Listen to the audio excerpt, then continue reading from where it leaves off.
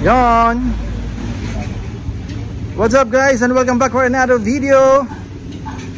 Andito tayo ngayon sa Dian, Makati. Yan, sa mga client natin previously, aware na kayo kung saang lugar itong shop natin dito sa Makati. Owned by JM Lightworks. So meron tayong malaking project ngayon. Nandito sa harap natin ngayon si 2020 V-Variant 4x2 Fortuner sa color na black metallic, something na gano'n. So naka-upgrade na rin yung mga gulong niya sa D20 na. Medyo low profile lang ang datingan nitong Fortuner na to. So pakita ko muna sa inyo at papakita ko din pala talaga itong mga parts na ikakabit natin sa kanya. Gagawin pala natin, sorry nakalimutan ko. Gagawin natin, mag-upgrade tayo at mag-facelift tayo. Okay, so pakita ko sa inyo yung mga parts na dumating natin para sa kanya. Okay, so ito kasi usually order basis tayo sa mga facelift na Hilux tsaka Fortuner na GR or Hilux GR. Hindi tayo available na on hand. Kailangan natin na mag-reserve at magpa-reserve. So pakita ko sa inyo, this is the headlight ng GR Sports. Yan ang part number niya. At ang kakaiba at highlight dito sa GR Sports headlight na ginagamit natin, yung lagi natin sinasabi sa mga previous video natin, this headlight design only for the Philippines, for the left hand drive. Hindi ito yung nabibili sa local market ng Thailand na dadalhin dito sa Pilipinas at gagamitin. No, hindi po yan to. Okay? Pero although ito ay gawa sa Thailand, Toyota Thailand, yan. Pero to design para sa left-hand drive country, katulad ng Pinas. Okay? So ito ang tamang output na ginagamit para sa Philippine traffic o Philippine road. Yung iba kasi mga nagbebenta pang Thailand na headlight, dinadala rito, magagamit mo rin naman. It so happen, pakita ko sa inyo siguro sa dulo ng video na to yung kaibahan ng left hand drive sa right hand drive output na headlight. Okay, so ito iba, left hand drive talaga to. So hindi ito yung Japan or Thailand version na right hand drive. Okay, so original parts po ito at brand new. Ito naman yung sa lower signal or signal light sa harap. Yan, original din. Yan ang part number, ito yung kapares nya. Tail light, ito din yun. Original din, brand new. Yan. So wala tayong ginagamit na aftermarket, wala tayong ginagamit na surplus, lahat ito original, brand new. Yung mga part number. Okay, so pakita ko naman sa inyo yung mga small parts. Tulad ng grill, ito yung grill natin. Then yung mga fender lining.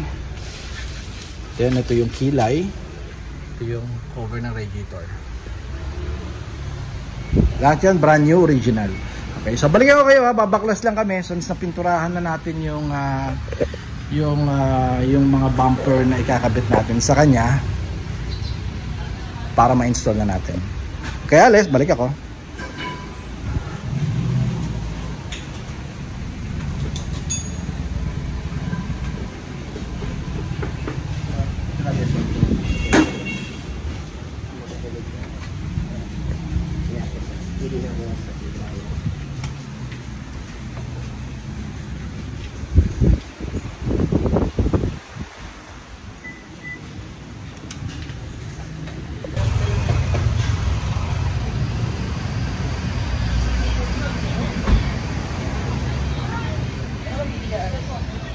So nabaklas na yung harap. Ito yung ikakabit natin sa kanya na bumper. Yeah.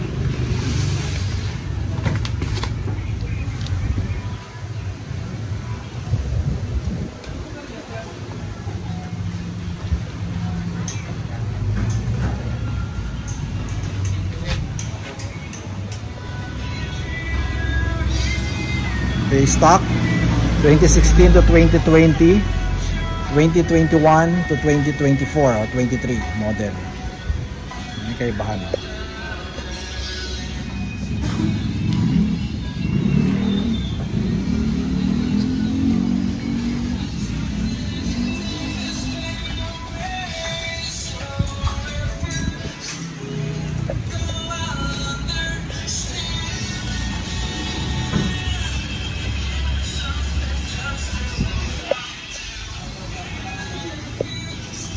So dito magkakabit din tayo ng upgrade din tayo ng steering wheel, gauge panel, push start button.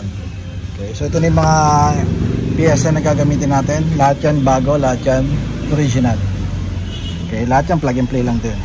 Tulad nito, kunin lang natin yung odo nya para at least for future reference. Kasi ito magsi 0-0 na kasi brand new to eh. Ayan, kabit natin. Baklas muna tayo ha. Balik ako. So tanggal na natin yung panel. Ayan, pati ito palit tayo.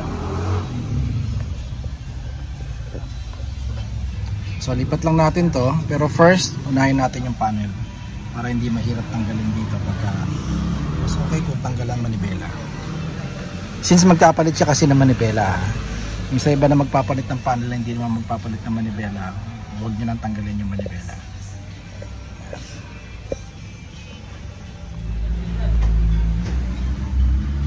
So 4 na tornilyo lang to sir ha.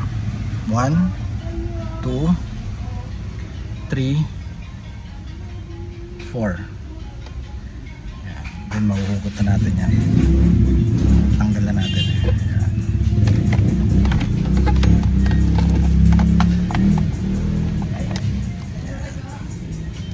Plug and play lang po ito. Yan, 3 socket lang yan. 1, 2, 3. Kakabit natin dito. Si GR Sports 1, 2, 3. So inugot na rin natin to. Plug and play lang din. May socket lang sa likod. Yan, ito po yung stock nya. Ito yung stock nya.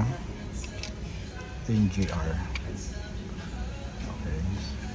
So before nyo palang install to, yung bago na GR panel, kunin nyo na rin yung odo. Yung nawala na.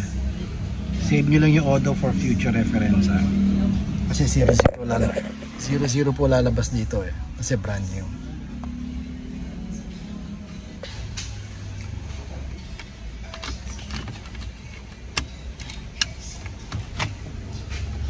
Yan, plug and play. Iyon. So okay na. Milaw na siya oh. So nakabit na natin dito sa GR Sports panel. Yun, so lumabas na. 0-0 yan oh. Try muna natin.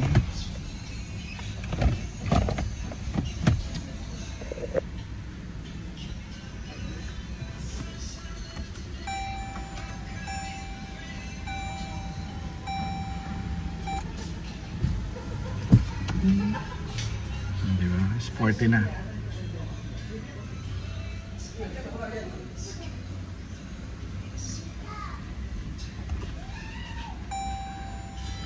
Isa pa.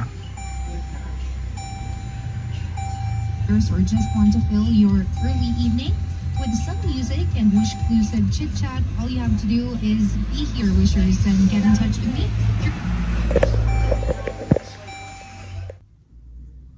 So nakabit na natin. Yun yung stock nya. Subukan na natin ha.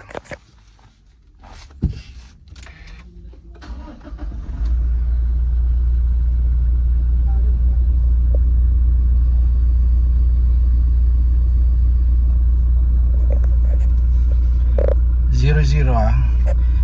0 ang kilometer nya. Ang odo.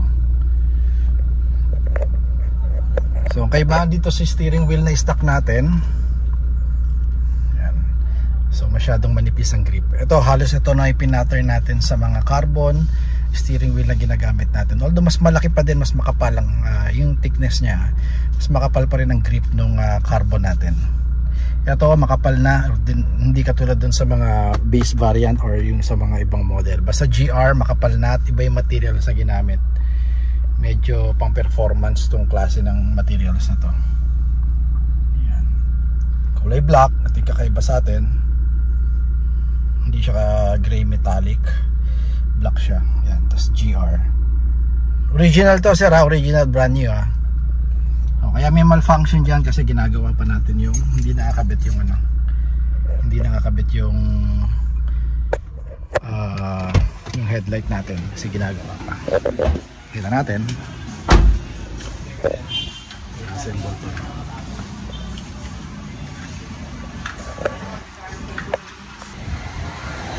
Yung pakita natin yung GR left hand drive again, left hand drive output yan ha. That is Philippine version ha, not the Thailand version na kaliwa o na kanan. Right hand drive kasi ang Pilipinas, ang Thailand, left hand drive ang Philippines. So ayan yun, brand new yan. Hindi yan surplus, lalong hindi copy. So 100% perfectly fit yan, pati yung original na tornilyuhan. Yan ang agandaan kay Toyota. Kala mo para ka lang naglelego, pwedeng baklasin. May fit to pa din yung mga latest parts, particular do sa mga kahit na top of the line model pa ng parts yan, pwedeng ilagay sa old o previous model.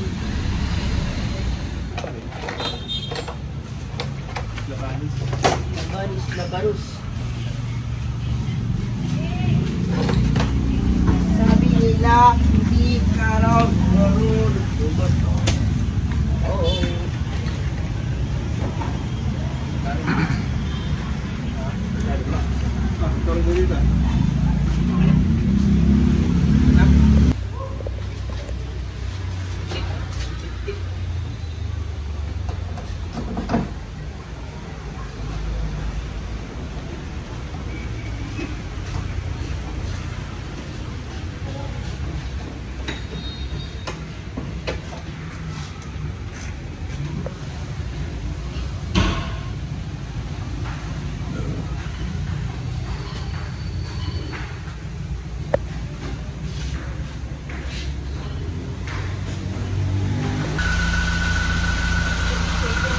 So pakita ko muna sa inyo yung left hand drive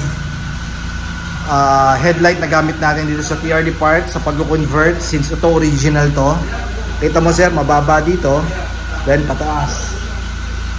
Okay, sa kabilang headlight ganun din, mababa then pataas. Yan yung dyan mo makikita isang patunay na ang gamit na headlight o ang headlight na ginamit is left hand drive design o left hand drive output. Kasi baliktarin nyo lang yan sir kung yan ay mga Thailand version o Thailand market ginagamit o dun sa local market Thailand ginagamit, baliktad, mataas to then pababa. Okay. Kaya pag ganun ang estilo ng headlight mo or ganun ang ginamit mo dito sa Pinas, yung lahat na nakakasalubong mo definitely sir masisilaw mo na kagad.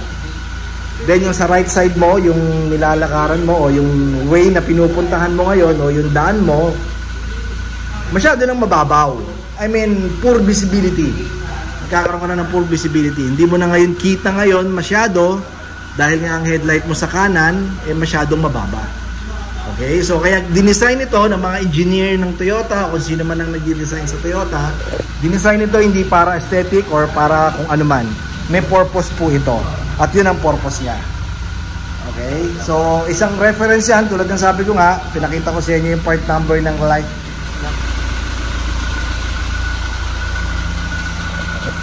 Yon. So once again, this is a 2020 V variant 4x2 black color. Check na natin yung color matching niya naman, almost 98-99% nakuha naman natin. Since black naman to, so hindi ganun ka-komplikado pagkuha at pagkopya ng kulay. Okay, so lahat ng kinabit natin dito 100% original and genuine.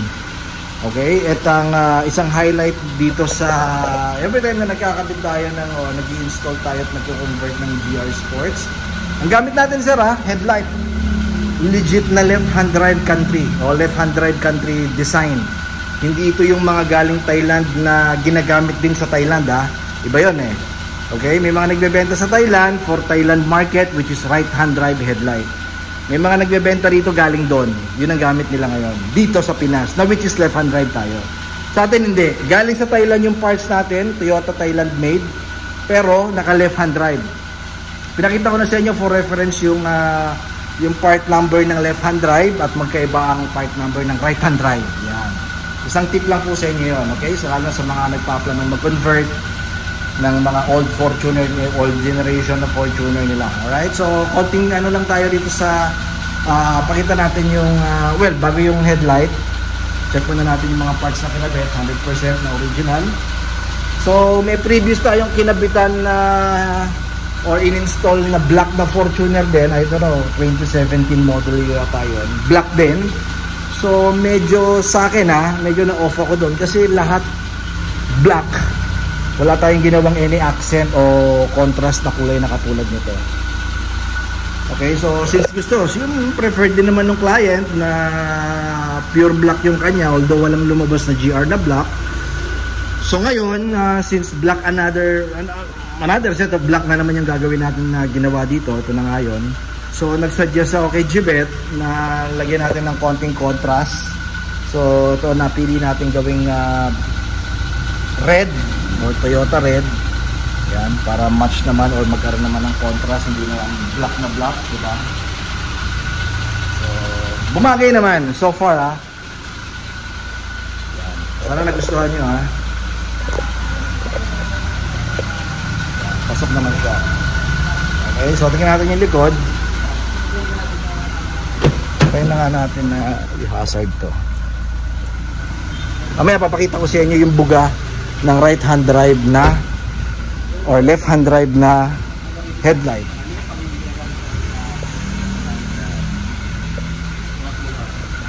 So ito pwede natin ikabit kahit tail light lang sa mga 2016 sa 2020 model. Original. So makita nyo yung diffuser, medyo sporty talaga kasi nga GR Sports. Color matching, so far pareho, maganda. Yung badge na GR, yan kasama yan. Yan yung mga binayaran natin sa 280,000 sa conversion. Kasama to, ito, then yan. Okay? So hindi na nagpakabit si Jibet ng GR rear emblem. Pero yung GR badge kasama po yan. Kaya tignan natin sa loob. By the way, check muna natin.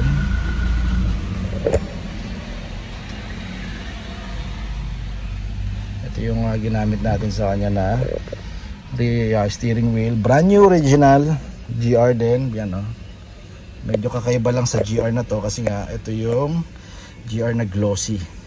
Usually gun metallic ang kulay niyan